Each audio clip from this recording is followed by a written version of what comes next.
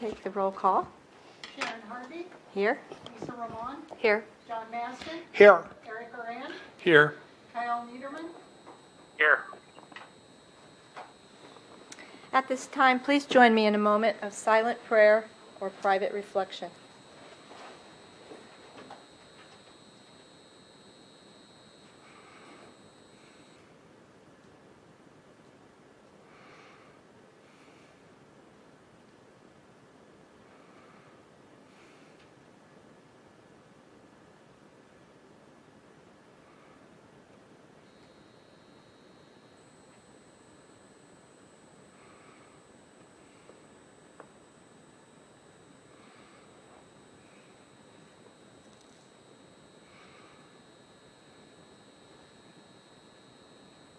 Amen. Amen. Please stand and let us join in on the Pledge of Allegiance. I pledge allegiance to the flag of the United States of America and to the republic for which it stands, one nation, under God, indivisible, with liberty and justice for all.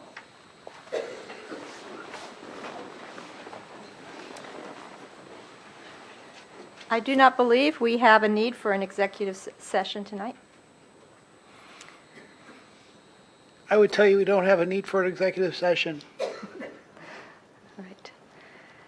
Carol Nowakowski is now going to speak at this time, representing the Lake Havasu City Education Association.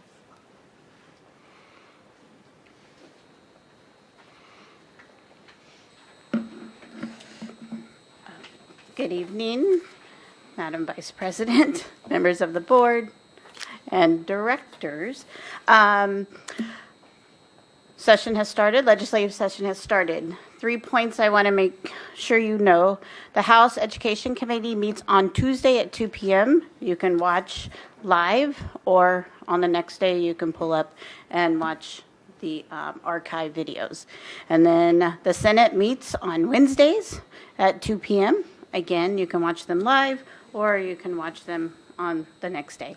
And then don't forget to sign up for request to speak. You do not have to be present to speak. You're just making your note on any bills that will be present that either the committee speaks about or that makes it to the floor. So it's just identifying for and against or neutrals. So I encourage anybody and everybody to sign up for request to speak. And then that's about it. Any questions? All right. We're off to a good start this year. Thank you, Carol. Just speak up, please. We can't hear you very well. Okay. I'm Carol Nowakowski. I am the president of our local association, and I give reports. So, legislative report, I am just announcing that the House Education Committee meets on Tuesdays at 2 p.m. and you can watch live or you can watch an archive video just so you can listen to them communicate about the bills that are being discussed. And then the Senate Education Committee meets on Wednesday, and then there is an opportunity to request to speak. And if you sign up, you can just from your computer identify if you are for or against or neutral on bills that are being discussed at the legislative. You don't have to be there to do so. All right, thanks. Thank you. Terry, do we have any calls to the public? You have the ones we currently have. All right. I'm going to read a paragraph for you. Form BEDH-E is required to address the board during call to the public. Form must be turned in to the superintendent before the meeting starts. There will be a 5-minute time limit per speaker. At this time, the board president will call for comments from members of the public. Because of restrictions imposed by ARS 38-431.01, discussion and action on items brought before the board during this time will be limited to directing staff to study the matter or rescheduling the matter for further consideration and decision at a later date. First up, we have Diane Klostermeyer to talk about textbook review. Please go to the mic.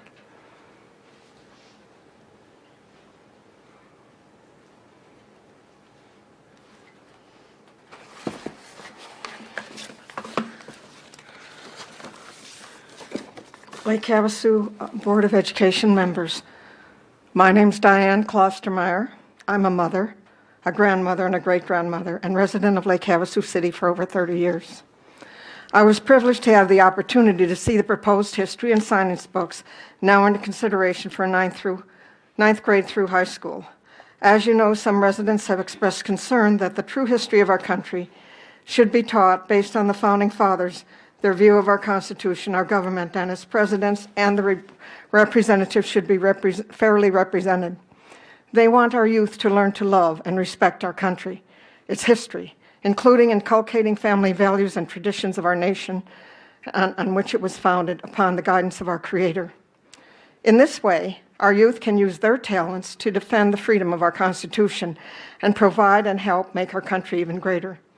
To be honest, in the 30 to 45 minutes that I was there was no way I could review the array of books being considered for the pros and cons of each of them, to ascertain whether they include any serious errors in historical facts such as woke indoctrination, critical race theory, 1619 history theory, political biases, endorsing global government versus the United States being a sovereign nation with our U.S. Constitution.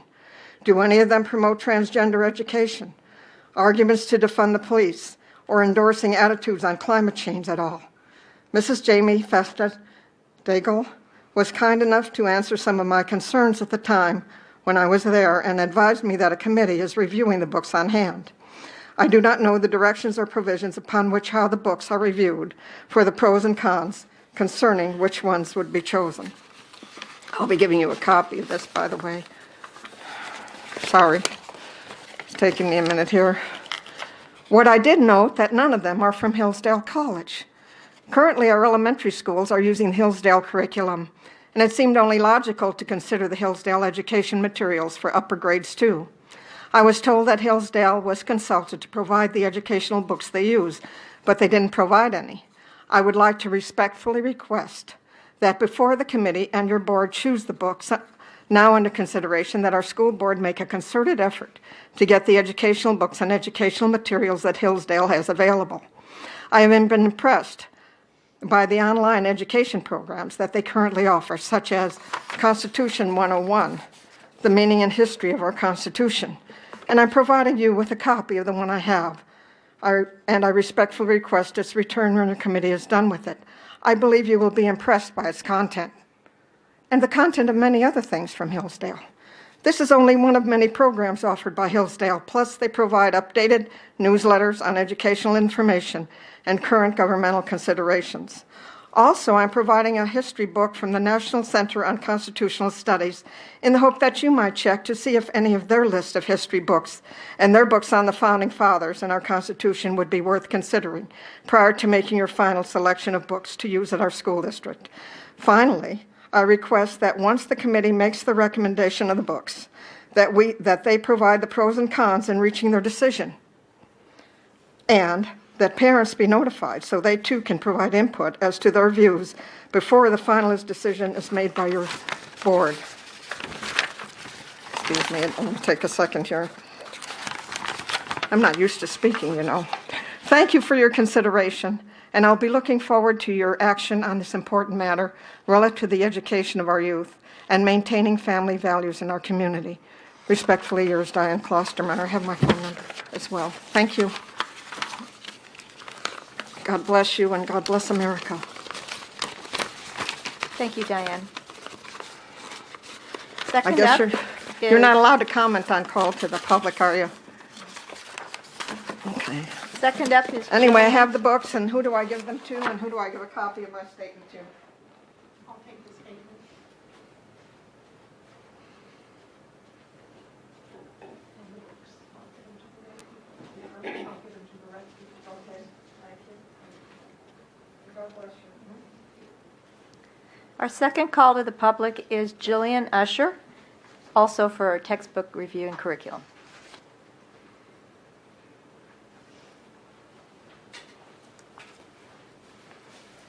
Hello, my name is Jillian Usher.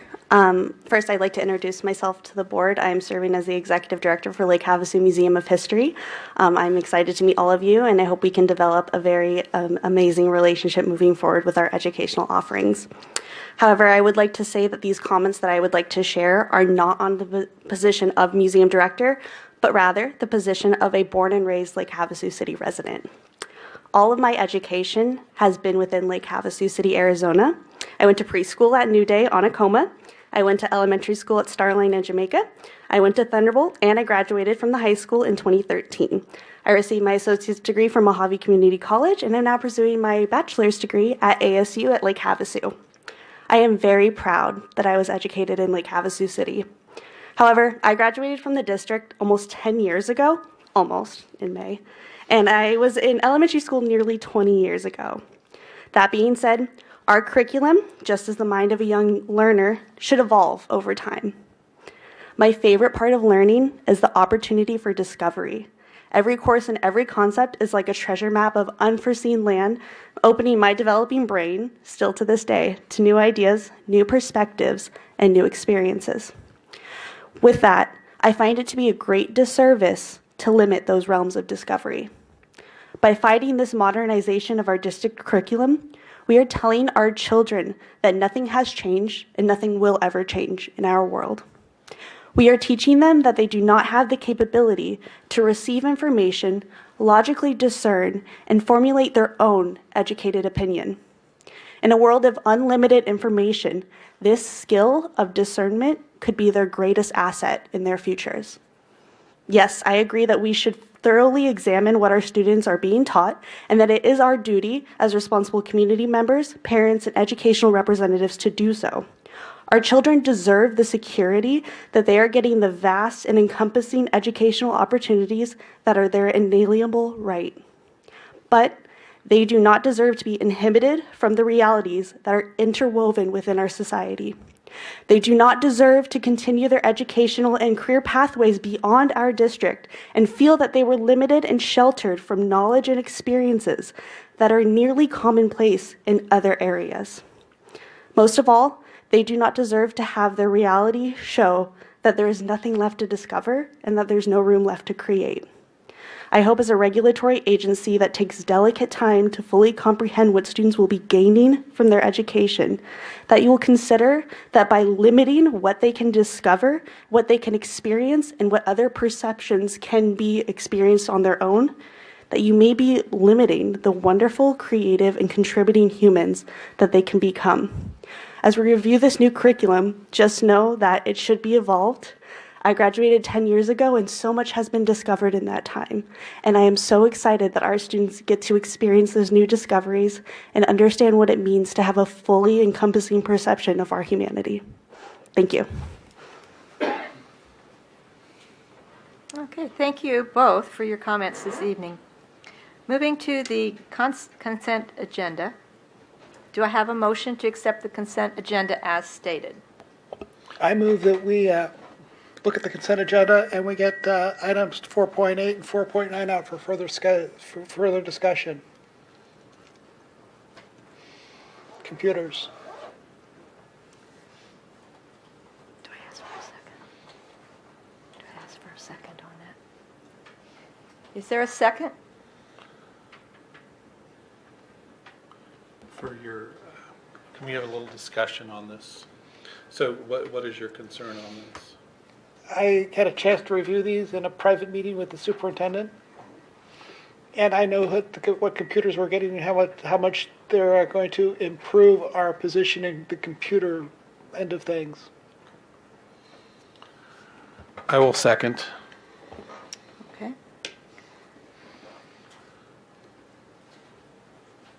Lisa Roman, Yes. John Maston, Yes. Eric Horan, Yes. Sharon Harvey, Yes. Kyle Niederman, Yes. So will those be moved to 6.4 and 6.5 then? Okay. Okay, thank you. no, actually, they will be done at the end of, they will be done right now.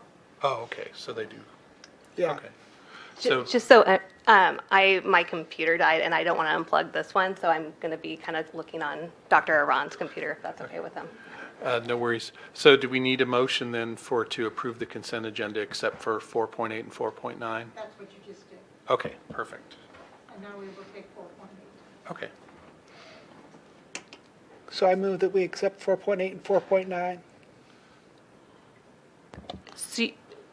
Okay, but you pulled them out. Is there something that you want to say about them? Yes, they're actually much better computers than what we currently have. So So- any dollar spent on them is for an improvement of our position and not for pulling back of our position. So just making sure you're wanting to do that to let the public know, right? Yes. That we are doing some Yeah, good things in the computer realm. they're actually built with i5 processors, which are high-end processors. And let me just kind of, for public awareness, kind of say, these are some things that we're doing to move towards the one-to-one. I don't know if any of you want to speak to one-to-one about what we're doing there. That might be a good chance to do this, and then we can approve 4.8 and 4.9. So these laptops, previous meeting, we will be moving to one-to-one, and that was approved at the high school level. We will in turn take some of the laptops that are currently at the high school and move them to Thunderbolt Middle School. So that way those teachers are still sharing laptops really across grade levels, and there's pockets of teachers that have no access. So we're going to move those to Thunderbolt. And then we're using Title I and grant dollars to purchase laptops for some of the elementary schools. We have a varying level of access at the elementary schools, and really the most of what these are being used for is for remediation a lot of the times. Things like Amplify Reading, they really are supported by having students with laptop use. And so we're going to go to more of a at least grade level share of laptop carts in the upper elementary grades. And then we are going to be replacing some teacher computers as well. So we are using grant dollars and some, I believe, am I right, Mike, bond dollars, the replacement? Capital dollars to do a refresh of the teacher or the staff computers, and we're using grant dollars to refresh student computers. Yeah, but we're also getting a lot more for our money. We actually are. So this one, when we got the first quote, thank you for bringing that up. When we got the first quote, it far exceeded what the grant was written for. And Sean Baker, the technology supervisor, was able to go back and negotiate a much, much more upgraded laptop that was like $70 or $80 more. And to get it so it fit into the grant that we had already written. It also is, it's a laptop that can be used as like a Surface. So our staff can use it to test students and assess students. So they have a lot of uses. But the laptops we're getting are also desktop replacement level laptops. Yes. Because they're that much better than what we currently have. Thank you. And just to clarify, so bond issuance will be used, federal grants will be used, and if needed, any capital, available capital funds will be used to make those purchases. And these are brought before the board because we've reached the 100,000 like item purchase, cumulative purchases already throughout the year, for laptop computer purchases. So it's as a formality and in compliance with the USFR, that's why it's coming before the board as well. So while the purchases are under $100,000 each, cumulative purchases across the district have already exceeded that. That's why it's before you. And I happen to know something about computers. So that's good. I move that we accept 4.8 and 4.9 as presented. Can we vote on them separately or combined, or do we need to do it separately? Combined, John already made the motion, so I need a second. I second. Thank you. John Maston, Yes. Kyle Niederman, Yes. Yes. Lisa Roman, Yes. Sharon Harvey, Yes. Eric Horan, Yes.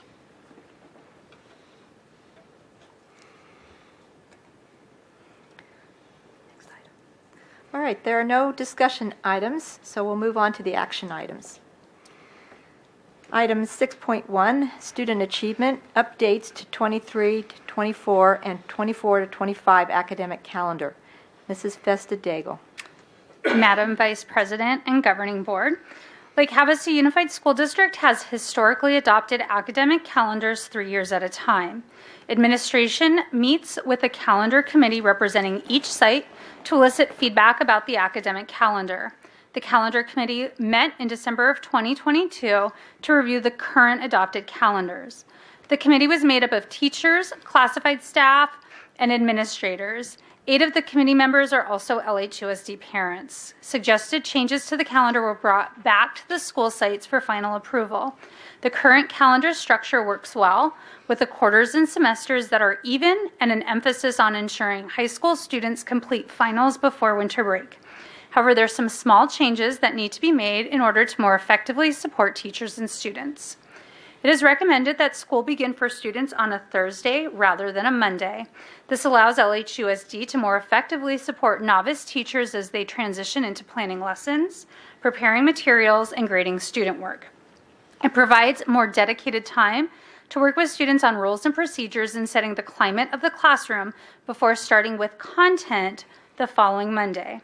It also allows for kindergartners to start with a half day and to acclimate to school, which was a past practice and worked well for our newest students. By adjusting these days, room is created for a teacher workday to start the calendar year after winter break. This will support teachers by having more time after winter break to prepare for the new semester and work collaboratively to meet the needs of their students. Space is also created that allows for a day off in April. There are typically no days off between spring break and the end of the year, which is also the time of standardized testing. One date at the end of April would become a break after testing for students and teachers. Students will still attend school for 180 days, and teachers will still work for 188 days. Workday calendars for other positions have been addressed, and this does not add or remove days from those workday calendars. The calendar styles were also updated so they meet the accessibility requirements for online posting, thanks to Gina Flores. And the academic calendars are provided for the 23-24 and 24-25 school year. So what we did was back up school to start 2 days earlier. We started on a Thursday for probably close to a decade, and then we did make the switch to start to a Monday. But this backs it up again. So as a brand new teacher, all you need to do is get ready for those 2 days, and then you have a little bit of a break and you can get into the swing of things. So by backing it up 2 days, we created 2 more days. The one is the teacher work day in January. So again, we don't have teachers having to work over winter break to prep for their classrooms. And the other day is a total day off for teachers and students to mark the end of the testing season. So the days are neutral. It's just a little bit of a shifting of days. All right, thank you. Is there any discussion or a motion? I move that we accept 6.1 as presented. I'll second. I did want to say, though, I will be voting to approve this calendar based on the strength of the recommendation of the committee, and it appears to have the support of our directors and superintendent. I do have some concerns about unintended consequences, so we are voting tonight to approve this for the upcoming 2 school years, but my acceptance of this calendar also comes with the request that we evaluate following the beginning of next year to make sure that some of those unintended consequences are mitigated and that we shouldn't just move back to the way that we had it before. And I think you're speaking of students, making sure that students come to school. Yes, those I mean, I first don't want 2 to put ideas in people's heads, but it does seem to me like students might or families might kind of shrug off the first couple days. And so we haven't, and I mean, again, I can only speak historically. The first day of school is super exciting. So we have not seen that in the past, but we can look at that. I do hear from staff members. We just go to school a Monday and a Tuesday before the 3-day Thanksgiving break, and every once in a while it's like, well, why don't we take those days off too? So I don't think we see a huge drop, but we can look at all of those days. Okay. And then the other consequence that I think might occur is because we're bringing back teachers the Friday in July, at the end of July, I think that there might be an unspoken expectation that teachers then use that following weekend to also do preparations in their classroom. And I just hate to take away a weekend from a teacher that they have in the past received. So I guess I would urge our administration and our site administration to, do what they can to avoid that.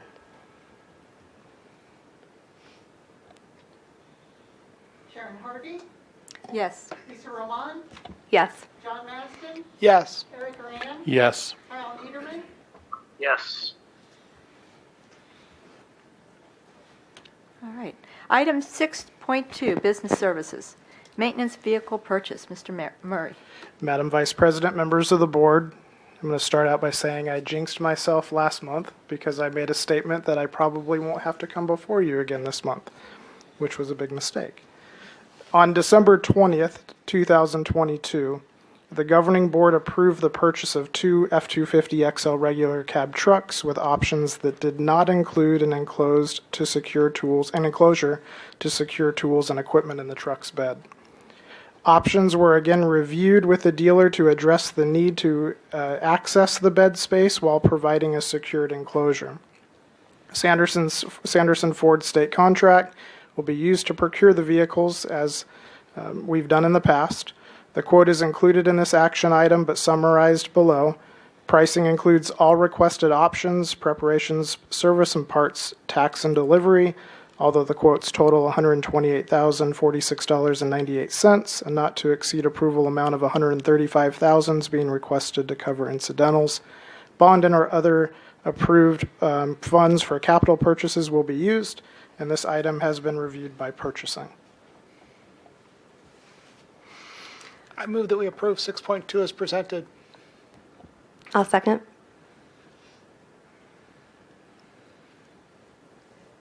Lisa Roman, Yes. John Maston, Yes. Eric Moran, Yes. Sharon Harvey, Yes. Kyle Niederman, Yes.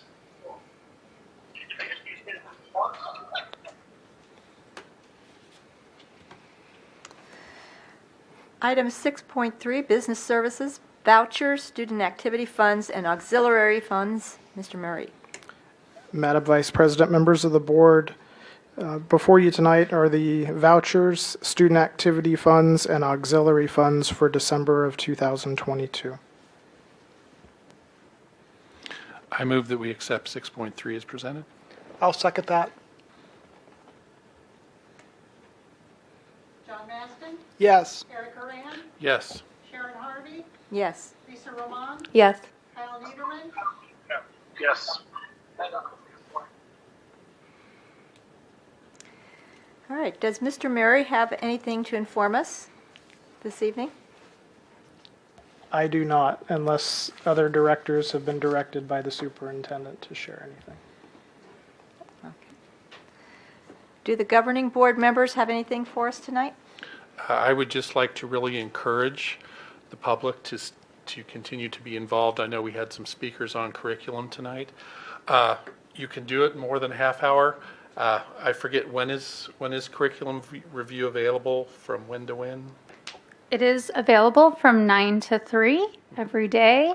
And then the public meeting for the science adoption is tomorrow night, starting at 5 o'clock at the high school. And the public meeting for the social studies adoption is on Monday at the high school, again at 5 o'clock. So this is an opportunity, if you want to spend a few hours bring a lunch and sit in there and take as much time as you need to review the textbooks. I know there are forms in there. We really do want to have public feedback. So we really do value that as a district. Part of what we are doing in curriculum and in all things is transparency. And so we do want to hear what you have to say, especially if you do a deep dive into the books.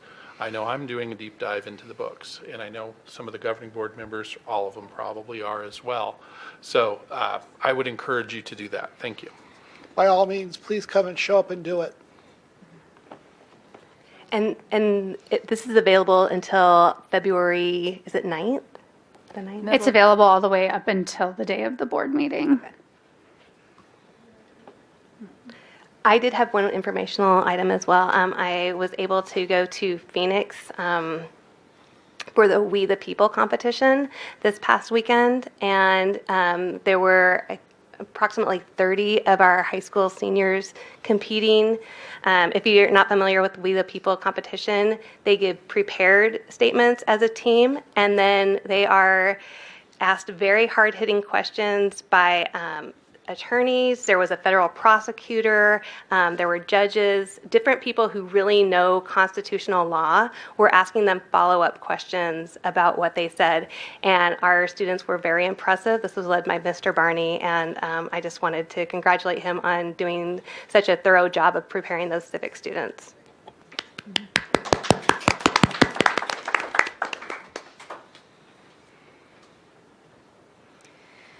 Do we have any additional calls to the public? No, we do not.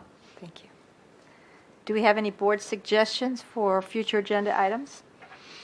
The Arizona School Board Association. We need to keep that in our minds. I think that's Okay. coming up soon, but yeah. We'll put it on the next agenda. Let's, if we don't mind, let's see when the proper timing is. Yeah. But that's something that we do need to have coming up soon. Yeah. But we should probably talk with Superintendent Stone to find out when the trust Yeah. replacement stuff is available. All right. Does the press have any clarifying questions? All right. I will take a motion to adjourn. Do I have a second? I'll second it. I'll first it. Reverse order. Eric Coran, Yes. John Maston, Yes. Lisa Roman, Yes. Sharon Harvey, Yes. Kyle Niederman. Yes. Thank you. Meeting is adjourned. It occurred to me